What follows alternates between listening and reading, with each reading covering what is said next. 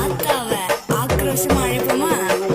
வானோங்கடு எடுக்க மாறி மழை பொழியணும், ஆத்தா மனசு வச்சா வெல்லாம விளையணும். கொஞ்சம் பசி தீர நல்லபடி காட்டணும், வெள்ளத்தேரில் ஏறி வர மாறியாத்தா, எனக்கு உன்னை விட்டா வேற இல்ல நாரியாத்தா.